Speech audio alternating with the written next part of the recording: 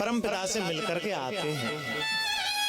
अब क्या हुआ, सनक सनंदन सनातन और सनत कुमार अपने पिताजी से मिलने के लिए, जैसे परम ब्रह्म नारायण से मिलने के लिए आगे चले, जैसे वैकुंठ के दरवाजे पर पहुंचे तो जय और विजय ने रोक दिया। रुको, कहां जाते हो, क्या नाम है तुम्हारा? संतों ने कहा तुम हमें नहीं जानते, हम भगवान के पुत्र सनक सनंदन ब्रह्मा जी के पुत्र हैं। सनक सनंदन सनातन और सनत कुमार हमारा नाम है। हम भगवान से मिल सकते हैं क्योंकि हम भगवान के पुत्र हैं, पर ये बताओ तुम कौन हो? बोले हम वैकुंठ के द्वारपाल जय और विजय हैं। बोले आप अंदर नहीं जा सकते क्योंकि माता और पिता दोनों सोए हुए हैं, शयन कर रहे हैं। जब मना किया जय विजय ने तो महाराज संतों को क्रोध आ गया और संतों ने श्राप दे दिया, जाओ हम तुम्हें श्राप देते हैं, तुम 3 जन्मों तक राक्षस हो जाओ। छोटी सी गलती कितनी बड़ी सजा भुगतनी। बोले जाओ हम तुम्हें श्राप देते हैं, तुम 3 जन्मों तक राक्षस हो जाओ। आज उसी श्राप की वजह से जय और विजय हिरण्यकश्यप और हिरण्याक्ष का रूप लेकर के आए हैं। पहला दूसरा रूप लेकर के आएंगे शिशुपाल और दंतवक्र का, और तीसरा रूप है रावण और कुंभकर्ण का। शायद इतनी आराम से कथा आपने आसपास में सुनी होगी, आराम आराम से, प्रेम से बोलो। 3 जन्म हो गए, शिशुपाल, दंतवक्र, हिरण्याकश्यप, हिरण्याक्ष, रावण और कुंभकर्ण। आज रूप लेकर के आए हैं वही जय और विजय, हिरण्याकश्यप और हिरण्याक्ष का। मैंने वही बोला, जाको दुख दालिदर देही ताकि मत पहले हर ले, बुद्धि तो खराब जय विजय की पहले ही है। आज क्या हुआ, हिरण्याक्ष ने इस पृथ्वी को उठा करके ले गया और रसातल में विष्टा नामक स्थान पर रख दी। अब तो पूरी सृष्टि में हाय हाय त्राही माम मम रक्षाम करोमि आवाजें आने लगी। देवताओं ने सोचा, बोले क्या करें, बोले प्रजा को तो बचाना ही पड़ेगा। तो आज मेरे भगवान जो नारायण हैं बराह का रूप लेकर के आए हैं। बराह सूकर को बोलते हैं। आज भगवान बराह का रूप लेकर के आ रहे हैं। इधर नारद जी वीणा बजाते हुए चले आ रहे हैं।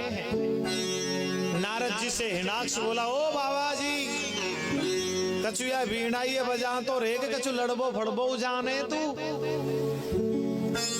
बोले भैया हम तो वीणा ये बजाना है, हम पे लड़बो ना आवे। बोले देखो मल्लन को मल्ल वो तेरे घर नहीं तो बाहर वो तेरे, हम तो कोई ना कोई मल्ल बता ही देंगे। बोले मुझे कोई नहीं हरा सकता। बोले अच्छा, बोले अभी ज्यादा समय नहीं है। बोले देखो तुमको ही लड़ना पड़ेगा, मेरी भुजाओं में खुजली होती है। बोले ज्यादा समय नहीं लगेगा, तुम्हारी भुजाओं की खुजली मिटवाने में, रुको तो सही। नारायण के पास में पहुंचे, बोले भगवान रक्षा करो। बोले टेंशन ना लो, मैं बराह का रूप बना के पहले तैयार बैठा हूं, तुम कहो तो सही। आज भगवान चले और हिरण्याक्ष के पास में जाकर के पहुंचे, जैसे पृथ्वी को लेने का प्रयास किया, हिरण्याक्ष ने रोक दिया। कौन, कहां जाते हो? आज हिरण्याक्ष के बीच और भगवान बराह के बीच में युद्ध हुआ। आज हिरण्याक्ष का वध किया है मेरे भगवान ने, और पृथ्वी को लेकर के आए और समुद्र के ऊपर इस पृथ्वी को रख दिया। आज भी समुद्र के ऊपर पृथ्वी रखी हुई है मेरे प्यारे, पानी तभी पीते हैं आप, ठीक है। और जब हिरण्याक्ष का वध कर दिया तो हिरण्याकश्यप को बड़ा क्रोध आया, मेरे भाई को मारा। हे विष्णु आज के बाद तेरी पूजा नहीं होने दूंगा मेरे राज्य में। हिरणाक्ष और हिरण्याकश्यप की एक बहन है जिसका नाम है सिंगका, तुम्हारी भाषा में होलिका, तुम्हारी भाषा में होली और मेरी भाषा में सिंह का नाम।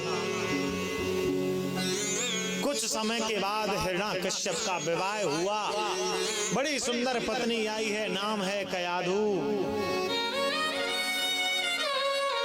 कयाधु ने कुछ समय के बाद में एक बच्चे को जन्म दिया जिसका नाम है प्रहलाद।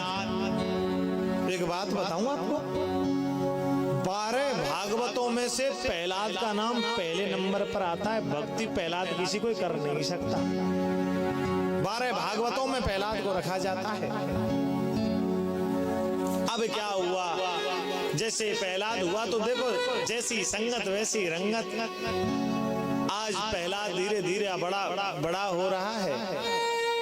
इधर हिरण्याकश्यप ने कह रखा है कि सुनो भैया, विष्णु भगवान की कोई पूजा नहीं करेगा, सब मेरी पूजा करेंगे। मैं ही ब्रह्मा, मैं ही विष्णु, मैं ही शंकर, जो कछु मैं। बता, बोले ठीक है। अब जो राक्षस प्रवृत्ति के लोग हैं वो तो सब ओम हिरण्याक्षाय नमः, ओम हिरण्याक्षाय नमः। लेकिन विपरीत देखो, कबो कबो बड़ो फर्क पड़ा है। कैसे? अंश का बड़ा फर्क पड़ता है। भले बुरे के होते हैं, बदल जाते हैं अंश। हिरण्याकश्यप के प्रहलाद भयो, ओ फिर सहन के कंस। बड़ा फर्क पड़ता है मेरे प्यारे। आज वही प्रहलाद हुए हैं। आज क्या हुआ, प्रहलाद जी जो हैं भगवान का भजन करते हैं और कैसे कहते हैं,